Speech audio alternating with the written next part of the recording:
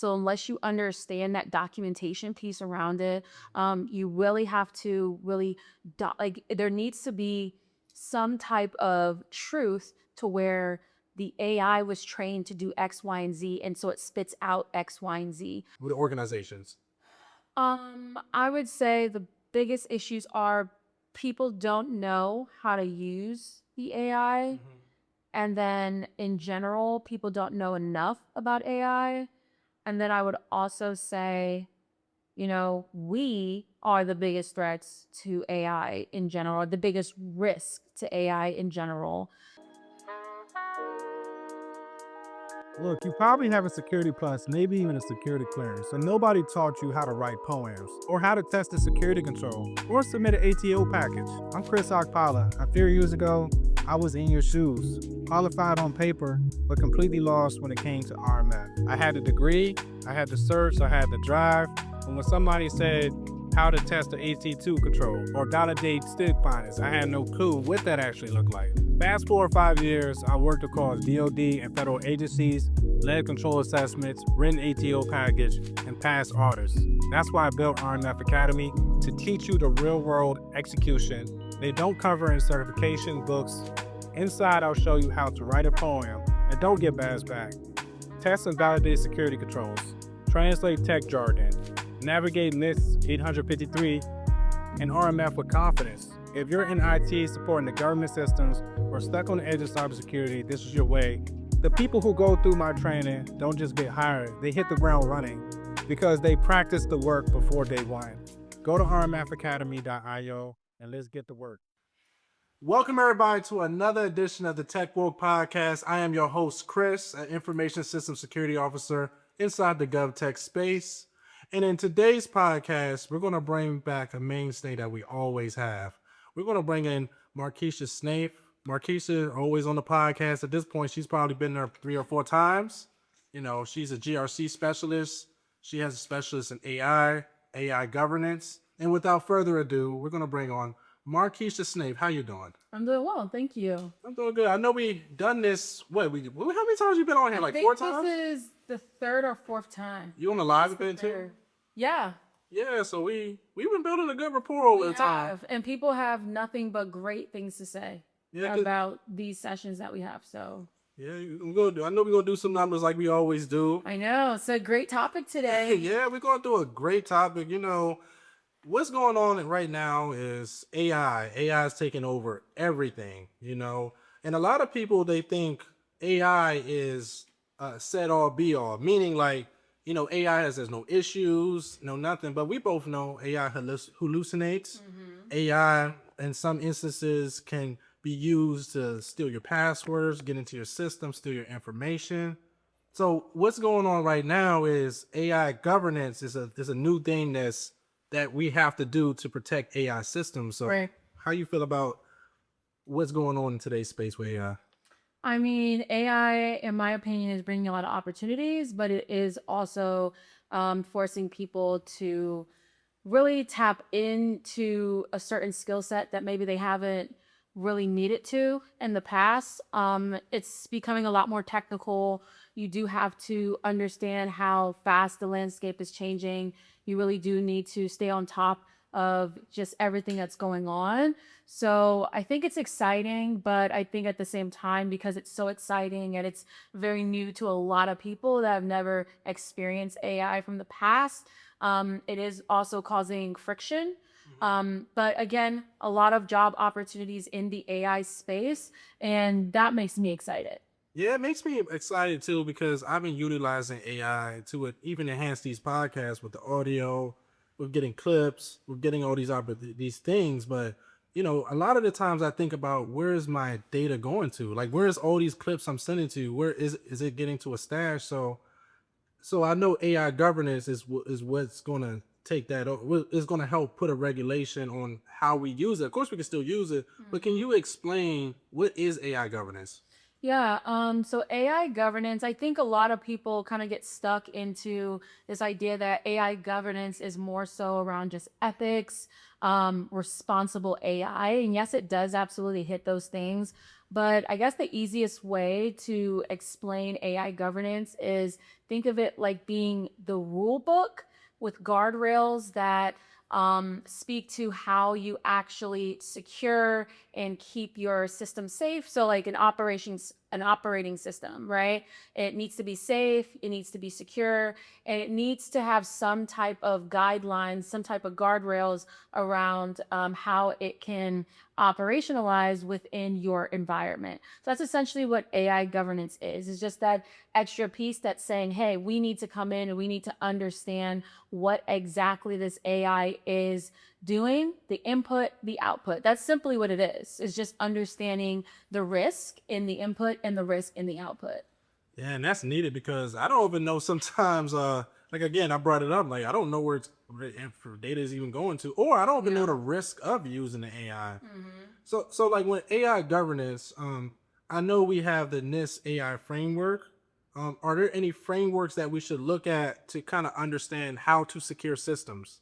Yeah, sure. So I think that you can continue using the frameworks that you have that you have used in the past, but when we start talking about AI specifically, there's nothing that's set in stone. So keep that in mind. There's no AI specific government regulation that's out there. The Trump administration is working towards that, but absolutely nothing. And so a lot of organizations are just referencing, as you mentioned, this AI RMF. That's a great framework to start.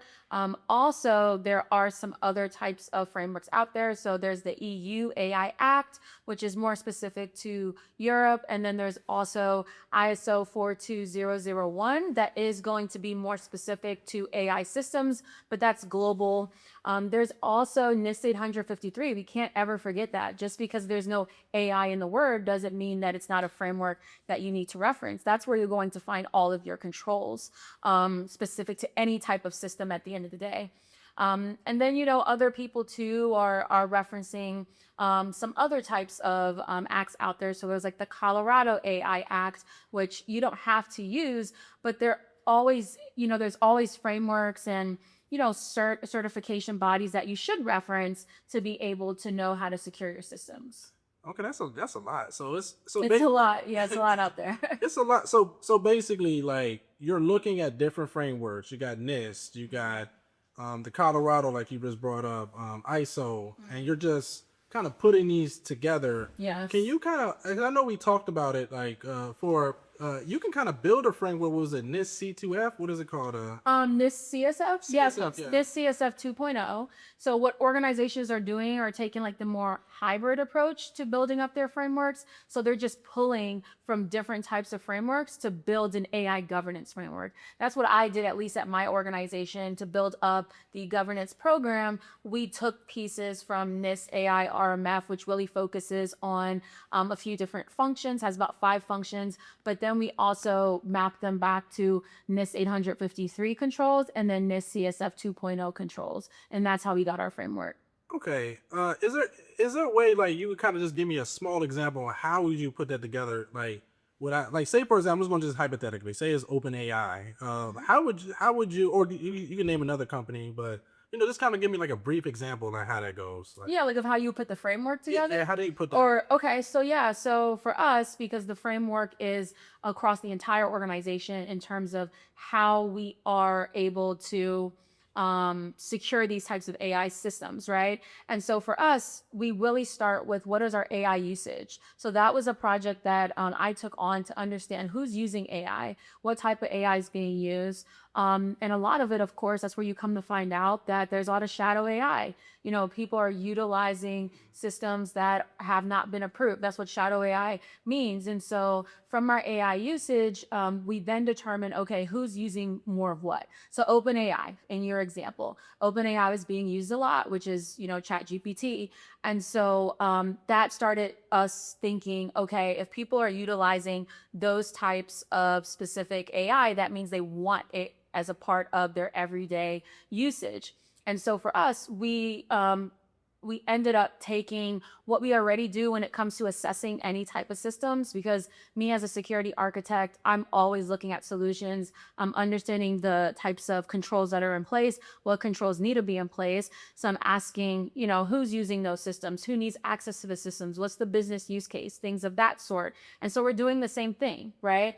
Why would somebody want to use OpenAI? How can we justify it? What types of, where does OpenAI sit? Right? And then from there, we're understanding the types of particular controls that we need to implement. And so we're looking at the requirements. So we're setting the standard, because people don't know, especially if they're developing these AIs or they're wanting to use the AIs, they don't know the requirements around it. What can you put into it? What can't you put into it? Can you also utilize your current data within your organization to put into that model? And so we come up with the requirements for that. So that's kind of like a good starting point. I mean, it's a lot more in depth, but I don't want to bore you, but essentially just understanding who's using what types of guardrails need to be in place, applying those controls, and then ensuring that everybody in your organization knows that there's a framework that is to be used, that there's a framework that you have to reference. That's the thing I'm finding with a lot of companies, is that they're pushing for this AI use, but the people within the organization, they're not catching up. They're not understanding what AI they can use, what AI has been approved, what AI is supposed to do, like the features and things of that sort. Yeah, and a lot of companies are just bringing it in. Like, Yeah. like in the cybersecurity space, I've been studying on this. Shout out to Hacker Valley. I'm watching their podcast with AI agents. A lot of people use AI agents for cybersecurity. What he was explaining in one of his videos, you have to put, if you want them to do things for you, you're going to have to put some type of authentication that they authenticate every time, just to make sure that they're doing the job properly. So even that issue can be an issue, because a lot of AI agents or agentic AI is what they're trying to get into currently. Yeah, absolutely. You can't just kind of leave the AI off to its, to be with itself. You always need to have that. I'm sure you heard human in the loop, right? So it has to be that checkpoint. So when people are talking about, oh, X, Y, and Z company is laying people off because they're being replaced with AI, just so you know, there still has to be humans that are there to oversee the AI, humans that are there to actually do retesting and retraining of the AI. So you think so basically humans are going to always have to be in there. You can't fully rely on it currently. Absolutely. Yeah, and that's the thing I wanted you to stress out, because a lot of people keep saying, "Oh yeah, AI, it's stupid right now. Like, it's really stupid." It is. And I mean, I get it from like a business standpoint, when you have a lot of your investors and a lot of your board of directors coming from the top, really pressuring you to develop some type of AI to be able to keep up with, your competition that's out there, or, saying that we have a huge use for this AI and everybody wants it, and so we have to get it, but you still have to understand how to be responsible with it, which is where that whole AI governance piece comes in to play, because it is specifically telling you what standards you need to meet, what guardrails you need to adhere to. So from what you're telling me, there's not a set framework. A lot of companies are don't even know what to do with it right now, and they're just kind of pushing the AI. And it seems like they're bringing in a lot of people that are doing AI governance to kind of do the job. Do you think they need to get a AI framework for this? Well, I'll be honest, a lot of companies are not bringing a lot of AI governance people in. The companies who are doing that, they're the ones that are going to be ahead, right? Majority of companies right now are just focusing on developing their own AI. So they're bringing in a lot of developers, they're bringing in the software engineers, the security engineers, and they're forgetting about the governance piece. So you're seeing a lot of job openings for that. You're seeing a lot of job openings for sales. You're seeing a lot of job openings for product owners, product managers, product designers. It's because companies are just focused on building, building, building. I am personally looking forward to 2026, 2027, where I feel that's where the government regulation will come out around AI governance. And then companies will start knocking at my door saying, hey, Markeisha, can we hire you? And it's because now there's a mandate.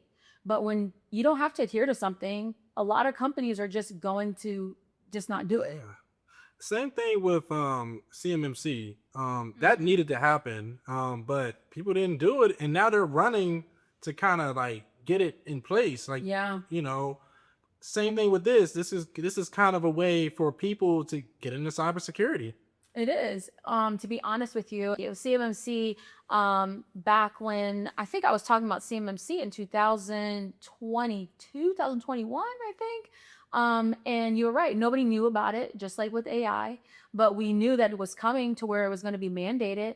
And if you weren't on top of CMMC, you were going to get left behind. So like you're saying, like I'm not in that CMMC world right now, but what you're saying is that you're now seeing a lot of companies like rushing, right? I am seeing CMMC jobs pop up, not as much, but I guess a lot of people just missed, getting on board at that particular time. Yeah, because the people I know personally, I know a lot of people that CMMC got the certifications, and they was able to get on it before. A lot of those people, they're millionaires, literally just off of learning that framework. Because they were like contractors, right? Yeah. And selling your services. That was smart. And the biggest thing I took from what you just said, like you said that when they create these AI softwares, they're not even making sure it's properly governed. Oh my gosh. I had a conversation out of kindness with a company who was developing an AI chatbot within their organization. They reached out to me on LinkedIn and I said, sure, I'll have a call with you. And they were asking so many questions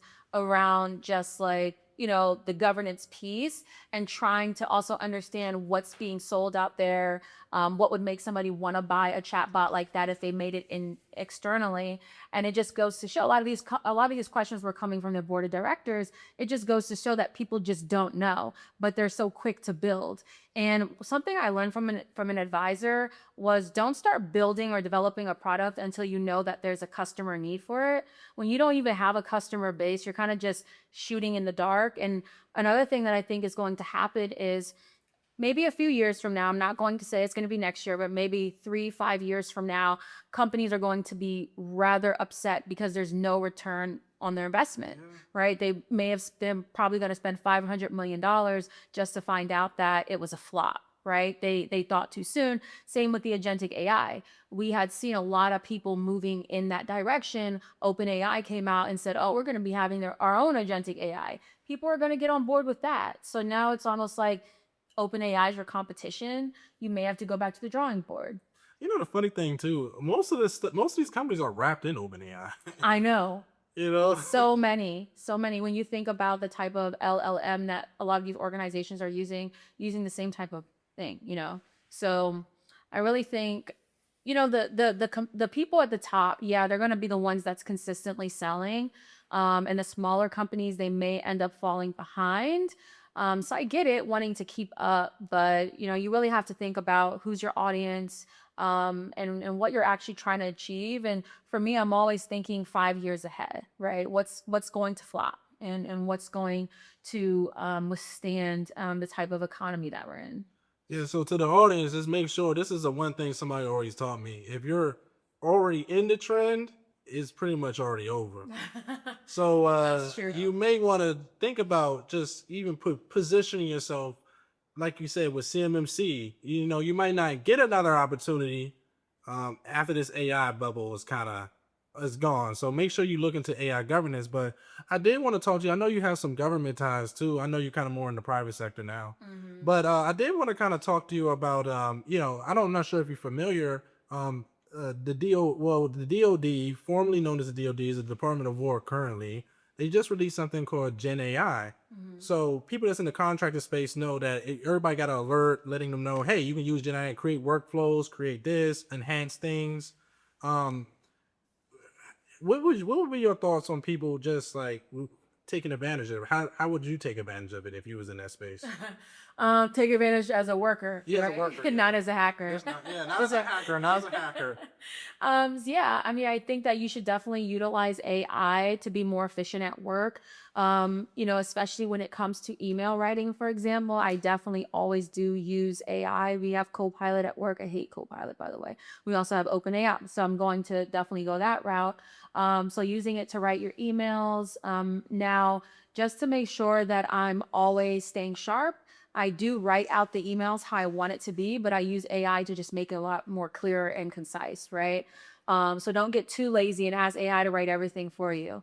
I'd also say reporting is going to be a big use of it. So if I were in that space, I would be using it to spit out reports.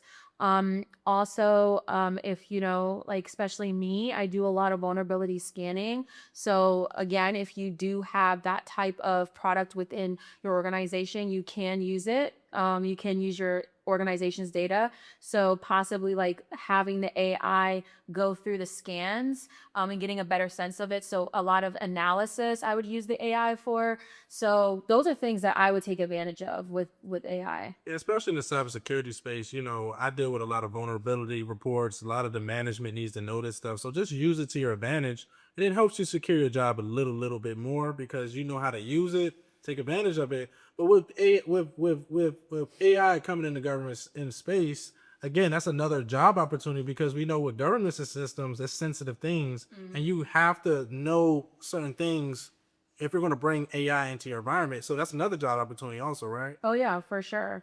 It's a great job opportunity. And even speaking about job opportunities, if people are looking to, I guess, get into the space, I would say, at least for AI governance, what's made me a stronger AI governance individual is because I do have the RMF background, I have the GRC background, I have the security architecture background, and really AI governance is technical and very, compliance governance combined.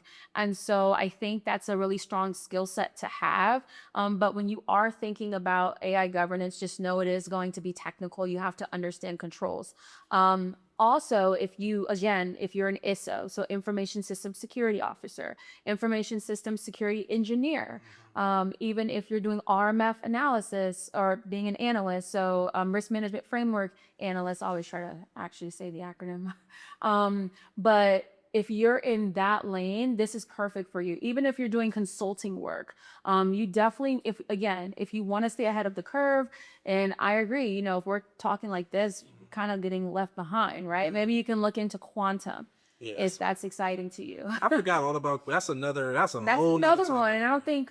And that's not as popular right now as AI, but it is a big push for it. It's pushing, trust me. Yeah. It's pushing. In data centers, that's a big one. So that's something that people should look into as well. Get ahead of it now.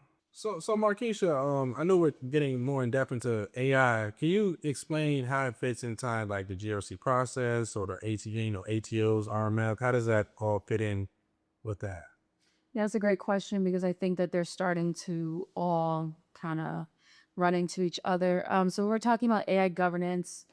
AI governance is a subset of GRC, right? So again, AI governance is specifically targeting, what an AI model should be, like what the output should be, essentially, right? And what guardrails you should have in place to ensure that happens, right? So it's not model drifting, or it's not hallucinating, or it's not spitting out sensitive data. There's no bias part of it, right? That's essentially what AI governance is doing. When we think about how it fits in, so with RMF, being more for federal IT systems, right? So that's like that step-by-step process. So 1 to 6 steps. The way that you can say that AI governance fits in is at every single step of RMF, you're seeing something within the AI lifecycle, right? So if we're talking about like the preparation step, in terms of AI governance, we need to understand that data collection piece, right? So what are the policies? Who are the people? Who are the stakeholders? Who are the users? We're trying to understand the authorization boundary within there, right? So that's how it kind of fits in to each of those steps. And then I would say in terms of the ATO process, you really can't ATO an AI system unless you have AI governance. So unless you understand that documentation piece around it, you really have to there needs to be some type of truth to where the AI was trained to do X, Y, and Z, and so it spits out X, Y, and Z. So that type of, like, you call it like a model card. So model card documentation around your AI systems. And I always tell my students when I teach them AI governance is think of it as if it's like a birth certificate for an AI system. So that's essentially how they all kind of loop into each other. Okay, so I got you. So when you're going through, like, say when you're doing GRC, say it's in the government space, you're going through the 7 steps, you're seeing what can fit in each step. The same thing with the GRC, whatever framework they're using, you try to insert a little bit in each one, correct? They all overlap. Yeah. Like you'd be really surprised. Like we're talking about NIST, RMF, whether you want to say 6 steps or 7 steps, that also correlates to NIST CSF, right? Where NIST CSF has functions. And then it also correlates to NIST AI RMF that also has functions, right?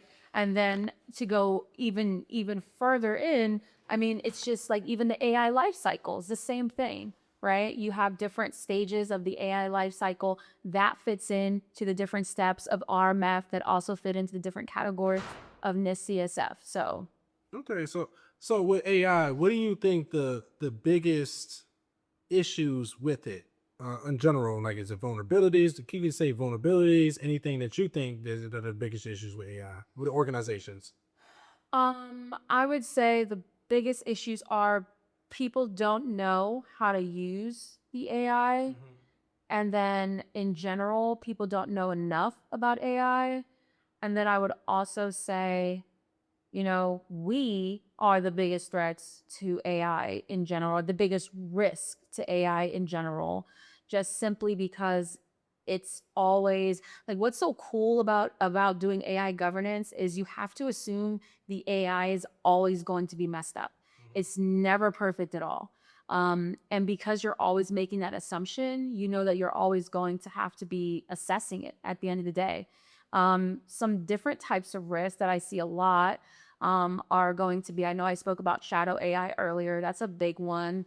I'd also say, the model drifting is big because you want to make sure that it's not spitting out information that it shouldn't be. Hallucinating, I think, is more of like a pain point. Like it's just frustrating when you're trying to ask it a certain question and it can't get it right. But then I do also think too, another big one is going to be jailbreaking. Hackers can come in and jailbreak. And I will say, when we're thinking about the AI life cycle, biggest, the biggest, most important stage in that life cycle, one of them at least, is going to be that data collection, because that's where That's the the product biggest. injection, the jailbreaking, once you put crappy data in, crappy data out. And it's a repetitive cycle because that's how the life cycle works. Even if you retrain it, let's say you retrain it off of bad data.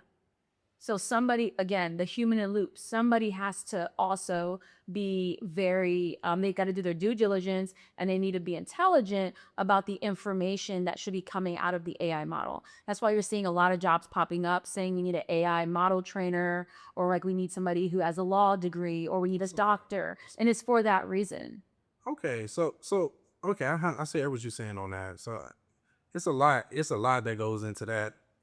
So with ownership of AI in organizations, who should take ownership of it, like to make sure everything is in place? I love this question. So many conferences we've gone over this, and I always say, everybody takes ownership when it comes to AI, right? So you have maybe your security team; they're going to take ownership of the controls and the architecture. Then you may have your risk and your governance team. They're going to definitely, be focused a lot on the governance piece. Then you have your data team or your design team. They're focusing on the model in general and how it's built. But ultimately, there has to be that quarterback, right? And that's going to fall either on definitely leadership. So whether that's your AI committee, or maybe you have a data privacy owner, AI data privacy owner, or an AI chief individual, that person is going to ultimately take the fault. But everybody's responsible for AI. Now, I love that question because everybody wants to put ownership on one Of person, course, but it's everybody. Everybody uses it, everybody uses it. so you got to make sure it's secure for everybody to use in the entire organization. Because if it's not, then is it really on you? Right. Yeah. And I think that this whole, obviously AI is such like this big craze, right? But it's the same with security. Everybody wants to put the blame on security, right? They're like, oh, this one team. And that's who we blame at the end of the day. Everybody's responsible for understanding security and doing security right. Same thing with AI. And AI, in my opinion, is not really different from security. It's just focusing on AI specific systems. Okay, now I hear you. So organizations, make sure y'all all taking accountability when it comes to AI with training, documentation, and the people that you put in place. So that's something that we always got to consider. So with this overall, because it's starting to get my brain the wheels are turning. Since this is such a high impact, this is a field that is going to grow over time. How would you? What certifications you think would be best for this type of field? Because there's actually an AI, it's actually an AI certification with compliance, but I'm not sure. It's like $300, but a lot of people, I forgot the name of it, but a lot of people are trying to get into it. Yeah, well, there is that cert that's coming with CompTIA, like called Sec AI Plus, if I'm not mistaken. And so that should be coming in the new year. That's going to be a cert that probably organizations are going to see as a good fit. I also do feel that certifications around GRC are going to be important if you want to get into this space. Also, I don't think it's just, certifications in general, but also the types of training that you have. So doing training around, AI, MLs and things like that, that's going to be very, very important to LLMs. Also, I would say too, understanding networks, right? So I think when you understand a network, you can understand how a hacker maybe thinks or how they probe. I think penetration testers are going to be great in the AI space, believe it or not. You don't check that out. I know. And they're probably just trying to stay in their lane, but I think this will be a great, if you are in penetration testing, if you want it to kind of veer off into AI governance, you definitely could. Because again, it's technical. And if you have that technical understanding and you understand threats and ultimately AI governance is just being more proactive versus reactive, you could definitely do well in this particular discipline. So really no certs. You're basically saying really no certs. Nobody's looking for certs right now. Okay, just looking because it's so new. So they're just looking for you to know that knowledge. They're looking for you to have that understanding. When I'm seeing on job descriptions now, or kind of what they're looking at, they are looking for people that have AI, that understand, RAG, LLM, AI, ML, individuals who understand engineering, possibly individuals who have some exposure to some type of language. So I would say Python is big in this space. Also, people with architecture backgrounds is really, really good.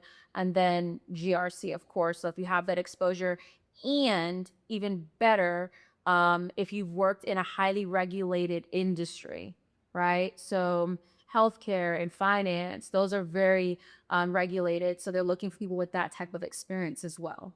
Okay, Markeisha. So the thing I'm trying to figure out also, what are the job names? Because when I even type in AI governance, there's no jobs popping up. Yeah. So how would I find a job? Yeah, at least not a lot, No. right? So it's a very good question. A lot of companies are looking for people still with the type of title that they generally have. So let's say a GRC analyst, but they're going to sprinkle in the job description that you need to understand AI, right? AI governance. Let's say you're doing ISO work, same thing. Let's say that you are doing data, anything around data analyst, right? They're looking for that as well. And so a lot of the titles are not changing. AI governance, you'll hear somebody said the other day at a conference, they're like, well, AI governance, it's not really a thing. And I get what they're saying. And it also makes sense because you're not finding that as an actual title. I have found AI governance as a title. A couple times. But you're not seeing it a lot. So it's really going to be those information security analyst roles, those ISO roles, those overall maybe RMF type of roles. If they kind of sprinkle it in there, that can be one as well. But you have to look at the job description. It's really not going to be found through the job title. It's not. And they're sprinkling it now, like I said, with Gen AI and Yeah. all these companies coming into the government now. There's going to be a lot of roles, and they're looking for that. Purely just knowing RMF is not going to get you where you need to go. It's not.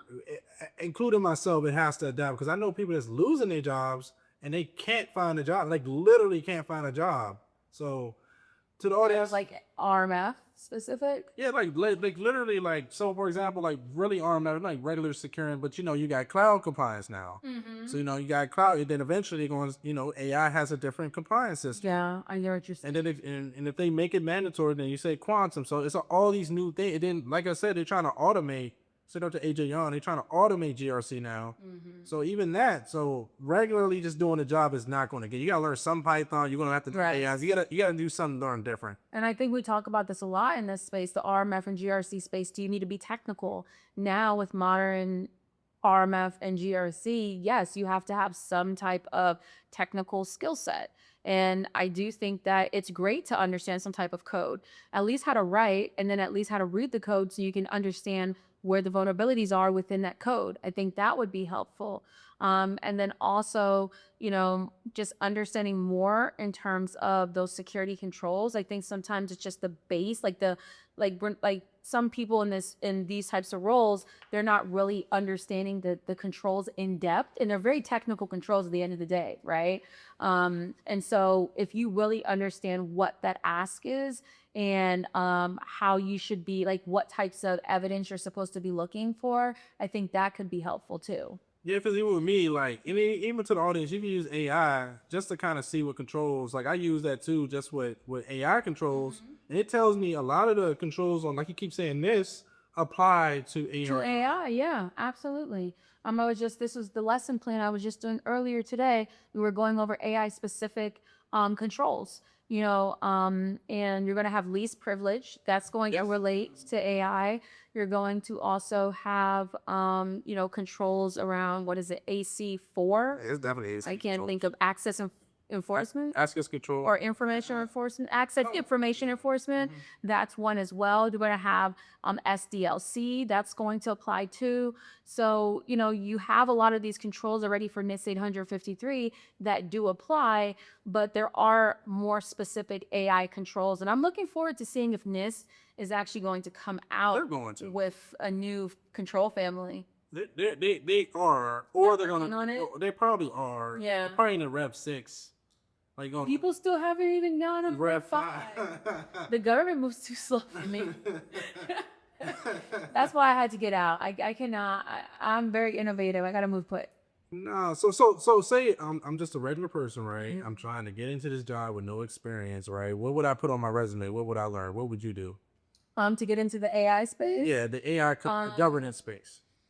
I would say first and foremost, really understanding what AI governance is. And then I would also say understanding your different frameworks, the frameworks that are relevant to AI governance, right? So once again, we went over NIST AI RMF. We talked about ISO 42001, which in my opinion is going to come as fast as ISO 27001 when it came out, just because it's more specific to AI systems. Getting some familiarity, of course, if you already have a familiarity with NIST 853, that's excellent. That's a great starting point for you. But also getting familiar with what the EUAI Act is specifically touching on, because companies are still also referencing it at the end of the day. So understanding those types of frameworks.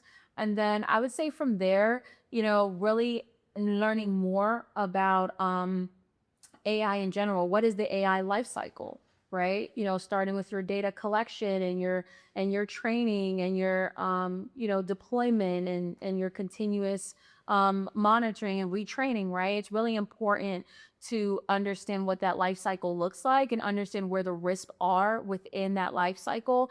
If you can speak that in interviews, I think that's excellent. And with AI governance, there's a lot around threat modeling. So threat modeling is going to be like something that you definitely should be focused on.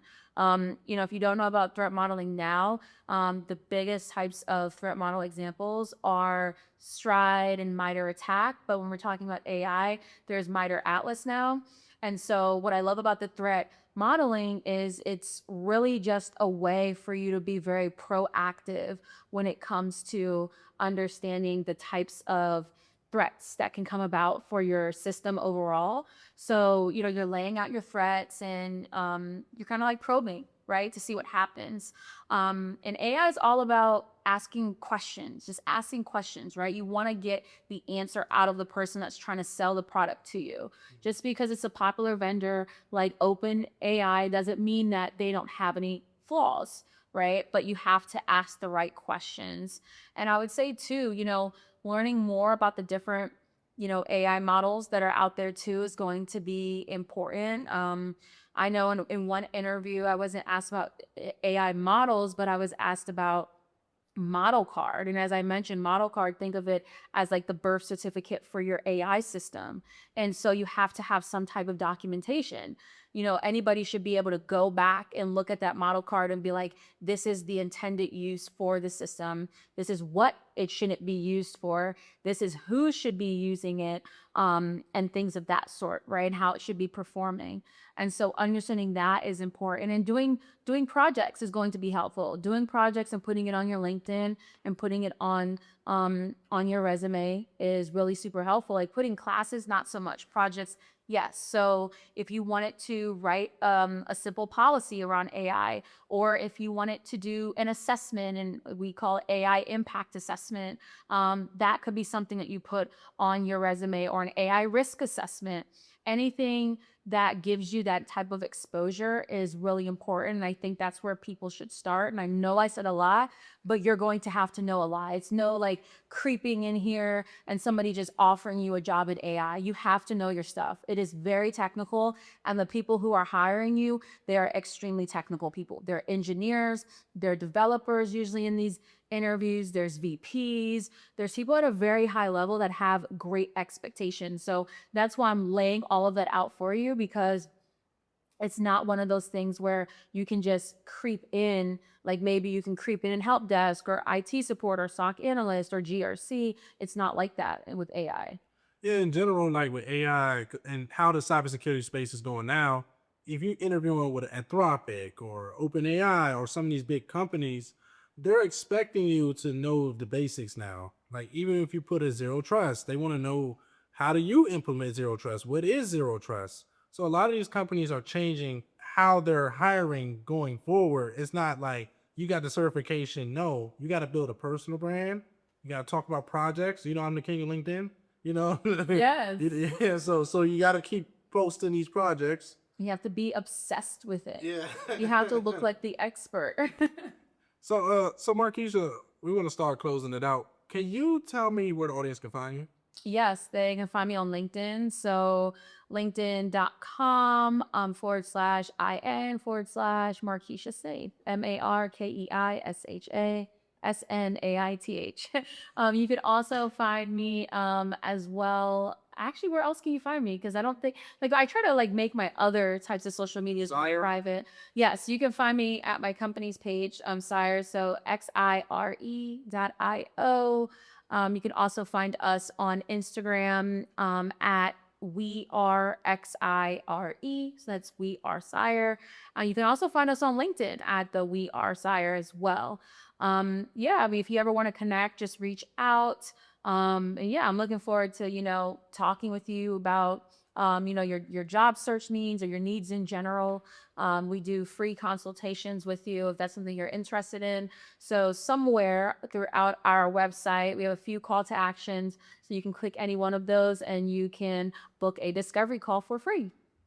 And check her out. You want to learn about cybersecurity, governance, AI governance, GRC, just check her out.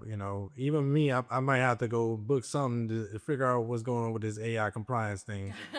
So yeah, check her out. And also, Markeisha, what is one thing you want to leave the audience with before we come to an end?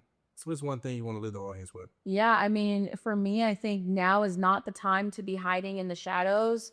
If you really want the job and you want the job that's going to be able to keep up in the market, you have to be ready to put in the work. Your skills can't fall behind. You have to stay sharp. Your competition is always staying very sharp.